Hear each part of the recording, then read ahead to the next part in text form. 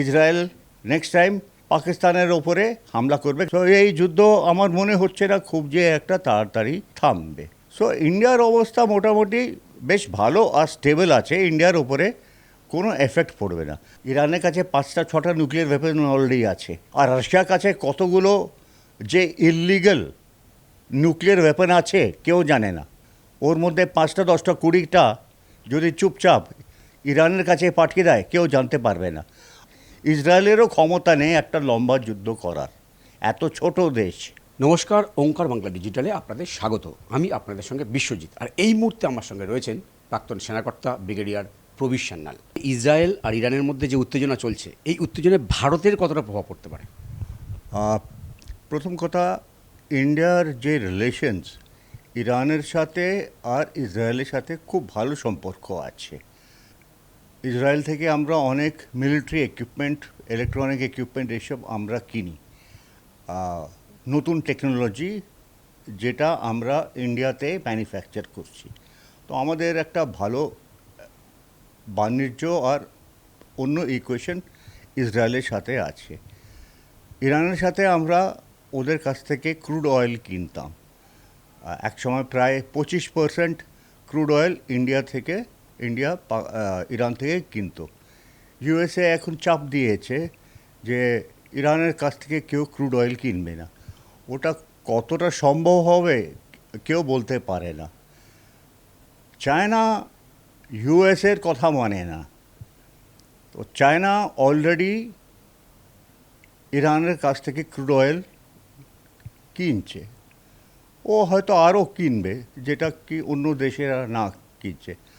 So আর্থিকভাবে ইরানের সেরকম বড় ক্ষতি হবে না। আমেরিকার চাপ আর এখন যে মিলিটারি চাপ যেটা ইসরায়েলের সাথে আছে।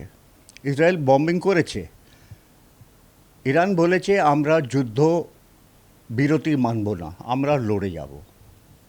ইরানের ওয়েপন টেকনোলজি, মিসাইলস বলুন, ওদের কাছে অনেক সক্ষম মিসাইল টেকনোলজি, ড্রোন টেকনোলজি আছে যেটা ওরা ইসরায়েলের বিরুদ্ধে ব্যবহার করছে। সো এখন দুদিন ধরে লড়াই হয়েছে।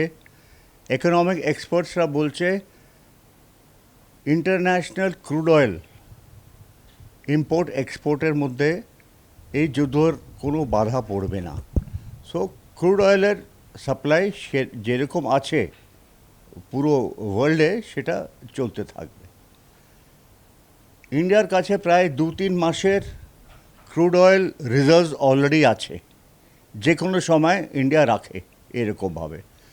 আর যখন যখন ক্রুড অয়েলের দাম হঠাৎ কিনে না পড়ে যায়, ইন্ডিয়া তখন খোলা বাজার থেকে অনেকটা ক্রুড অয়েল কিনে রেখে দেয়। তো আমাদের কাছে ক্রুড অয়েলের অনেকটা রিজার্ভস আছে। আমরা সেই দিনও দেখেছি যেখানে যখন প্রতি ব্যারেল $146 ছিল, কিন্তু ইন্ডিয়ান গভর্নমেন্ট অত চড়া দামেও ইন্ডিয়ানসদের সস্তা পেট্রোল আর ডিজেল বিক্রি করেছে। সো ইন্ডিয়ার ওপরে কোনো আর্থিক আর বাণিজ্যর মিস এফেক্ট পড়বে না। এখন দেখা যাক এই যুদ্ধটা কোথায় রোকে।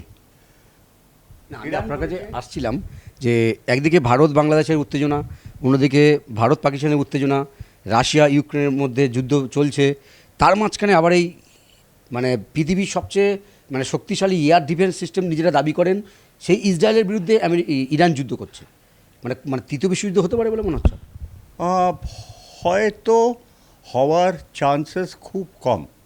এখন এই যে লোকাল যে যুদ্ধ চলছে রাশিয়া ইউক্রেনের মধ্যে, ইসরায়েলেরও যুদ্ধ চলছে, হামাস হেজবোল্লার বিরুদ্ধে, এখন ইরানের সাথে আরম্ভ করে দিয়েছে। ইন্ডিয়ার সাথে একঘাত পাকিস্তানের সাথে হয়েছে, পাকিস্তান এখন ঠান্ডা পড়েছে। পাকিস্তান কালকেই ওদের মিনিস্টার একটা স্পিচ দিয়েছে, ইসরায়েল এখন ইরানের ওপরে হামলা করছে, নেক্সট নম্বর হচ্ছে আমাদের। ইসরায়েল নেক্সট টাইম পাকিস্তানের ওপরে হামলা করবে, যেহেতু আমরা হচ্ছি নিউক্লিয়ার পাওয়ার। ইসরায়েল এটা করুক কিংবা না করুক ইন্ডিয়ার কোনো এফেক্ট পড়ে না। ইসরায়েল যদি করে আমাদেরই ভালো হবে, তো ওটা দেখা যাক। বাংলাদেশ মাঝে মাঝে একটু চেঁচামেচি করে, বাংলাদেশে যা শোচনীয় অবস্থা, আমাদের কিছু করার দরকার নেই। ওরা নিজে থেকেই না খেয়ে মরবে। ওরা ওরা যেরকমভাবে চেঁচামেচি করছে, আর ইলেকশন তো ওখানে অ্যানাউন্স হয়ে গিয়েছে। এখন মোহাম্মদ ইউনুস কতদিন এরকমভাবে টিকবে কোনো ঠিক নেই। আর যেমন দিনকে দিন বেড়ে যাচ্ছে, বাংলাদেশের পলিটিক্যাল অ্যাক্টিভিটিস অলরেডি আরম্ভ হয়ে গেছে। শেখ হাসিনাকে বাংলাদেশ ব্যান করে দিয়েছে, সরকার মোহাম্মদ ইউনুস ব্যান করে দিয়েছে। শেখ হাসিনা অন্য নামে নিজের পার্টি তৈরি করে হয়তো ক্ষমতায় আবার ফিরে আসবে। আর সে যদি ক্ষমতায় যদি ফিরে আসে, তখন মোহাম্মদ ইউনুসের কী হবে কেউ জানে না। সো ইন্ডিয়া মোটামুটি জিনিসটা ভালো করে সেটেল করে নিয়েছে। আজকে ক্রুড অয়েলের দাম হঠাৎ একটু পড়লো, তার মানে ক্রুড অয়েলের বাণিজ্য সেরকমভাবে ওয়ার্ল্ডে চলে যাচ্ছে। এখন দেখা যাক ইসরায়েল আর ইরানের মধ্যে যে যুদ্ধটা আরম্ভ হয়েছে ওটা কতদিন চলবে। যেরকমভাবে আমরা দেখছি রাশিয়া আর ইউক্রেনের যুদ্ধ যে আরম্ভ হলো, 3 বছর হয়ে গেল আর চলেই যাচ্ছে, দুপক্ষই থামতে নারাজ।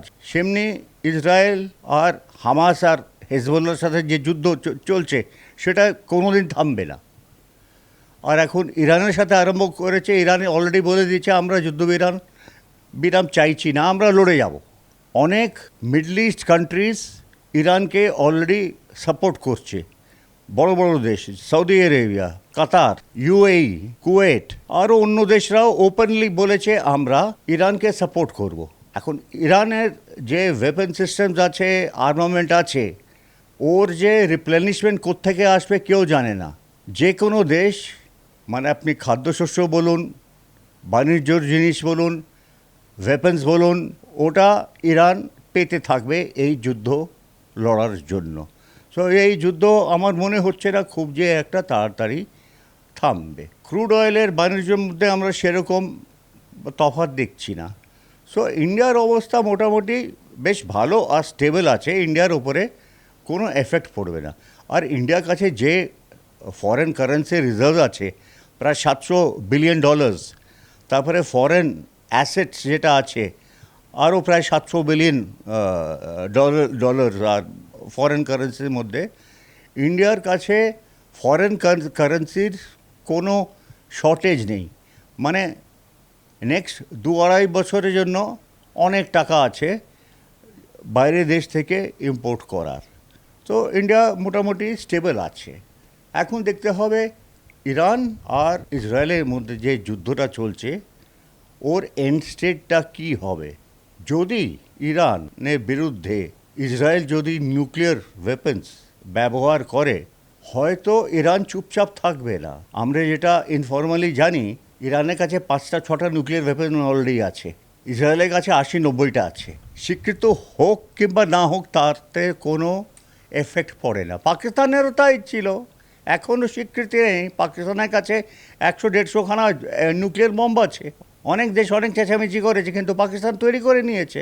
সেমনি ইরানও করে নেবে। আর ইরানের কাছে যে অলরেডি ক্ষমতাটা আছে 60% ইউরেনিয়াম এনরিচমেন্টে, ওর থেকে অনেকটা U-235 ইউরেনিয়াম, প্লুটোনিয়াম, যেটা কি নিউক্লিয়ার ওয়েপন্স বানানোর জন্য আসল কেমিক্যাল আছে, ওটা ইরান হয়তো তৈরি করে নেবে। এটাও কেউ বলতে পারবে না যদি ইরানের ওপরে একটা নিউক্লিয়ার অ্যাটাক হয়, একটা নিউক্লিয়ার অ্যাটাক করে ইরানের ওপরে। ইরানের কাছে হয়তো অন্য দেশ থেকেও নিউক্লিয়ার ওয়েপন্স আসতে পারে, ইউক্রেন থেকেও আসতে পারে, রাশিয়া থেকেও আসতে পারে। রাশিয়ার আর ইসরায়েলের খুব যে একটা ভালো বনে না। আর রাশিয়ার কাছে কতগুলো যে ইললিগাল নিউক্লিয়ার ওয়েপন আছে কেউ জানে না। ওর মধ্যে 5টা 10টা 20টা যদি চুপচাপ ইরানের কাছে পাঠিয়ে দেয় কেউ জানতে পারবে না। আর একবার যদি নিউক্লিয়ার যুদ্ধ লেগে যায়, কে কোত্থেকে নিউক্লিয়ার ওয়েপন্স এনেছে আর ব্যবহার করছে কেউ জিজ্ঞেস করবে না। জিজ্ঞেস যদি করে UN সিকিউরিটি কাউন্সিলে, ওখানে দুপক্ষ আছে, এক পক্ষ হচ্ছে রাশিয়া চায়না, আর এক পক্ষ হচ্ছে ইউএসএ, ব্রিটেন আর ফ্রান্স।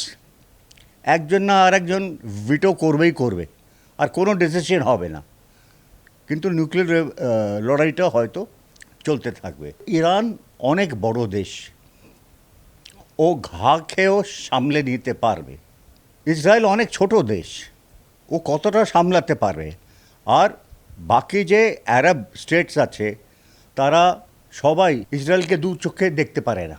ওরা যে কখন ইন্টারফেয়ার করবে কেউ জানে না। এখন পর্যন্ত ওরা শুধু মুখে বলেছে আমরা ইরানকে সাপোর্ট করছি, আমরা ইসরায়েলকে ধিক্কার জানাচ্ছি। ইরানকে সাপোর্ট করবে, হেল্প করবে কেউ জানে না। সো এই লড়াইটা না খুব যে একটা তাড়াতাড়ি থামবেও না।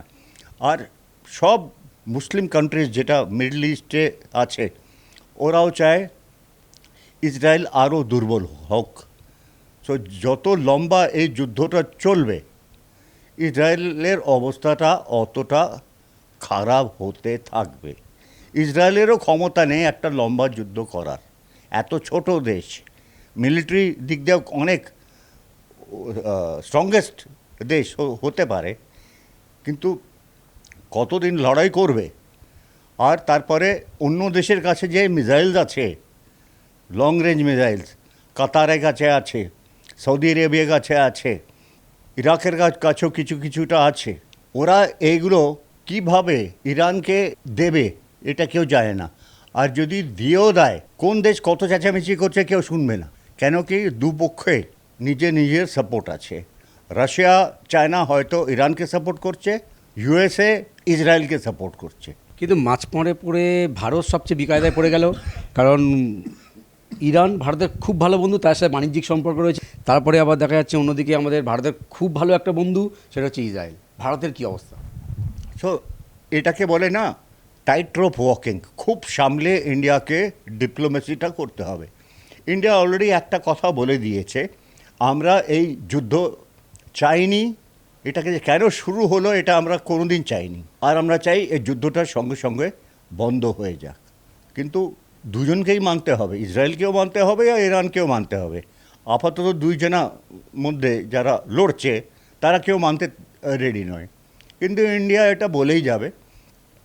আর ইন্ডিয়া কাউকে ওপেনলি সাপোর্ট করেনি, ইসরায়েলকেও করেনি, ইরানকেও করেনি। ইন্ডিয়া শুধু একটা কথা বলেছে, আমরা এই লড়াইটা চাই না। এখন দেখা যাক কি হয়। ইরানকে কীরকমভাবে সাপোর্ট পাচ্ছে, ইন্টারন্যাশনাল সাপোর্ট, সেটা আমাদের দেখতে হবে। চায়না ইরানের ক্রুড অয়েল যতটা পারবে কিনবে, খুব সস্তা দামে। ইরানের সস্তা দামে $3 $4 কমেও ও চায়নাকে বিক্রি করবে যত পারে।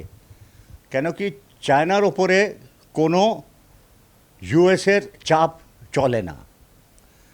ইউএসের চাপ ইন্ডিয়ার ওপরে কিছুটা চলেছে, ইউএসের চাপ অন্য দেশের ওপরে চলেছে। ইউএসের চাপ চায়নার ওপরে কোনো এফেক্ট হবে না। চায়না যেটা চায় সেটা করবে। চায়না যদি চায় বেশি করে ইরানিয়ান ক্রুড অয়েল কিনতে, ওরা কিনবে। আর ওরা ইরানকে ফরেন এক্সচেঞ্জও দেবে দেশকে সাপোর্ট করার জন্য। ইরানের অবস্থা মোটামুটি ঠিকই আছে। ইরান ইসরায়েলের এই যুদ্ধ এখনও কিন্তু থামার নয়। সবচেয়ে তাৎপর্যপূর্ণ বিষয় হচ্ছে ভারতের কিন্তু দুপক্ষই ভালো বন্ধু। ব্রিগেডিয়ার প্রবীর সেনরা যেটা বলতে চাইলেন যে এই যুদ্ধটা কিন্তু পরমাণু যুদ্ধ পর্যন্ত গড়াতে পারে, আশঙ্কা প্রকাশ করছেন তিনি। তবে ভারত কিন্তু শেষ পর্যন্ত শান্তির বার্তা দেবে। ক্যামেরায় রবি দত্তের সঙ্গে বিশ্বজিৎ হালদার, ওঙ্কার বাংলা।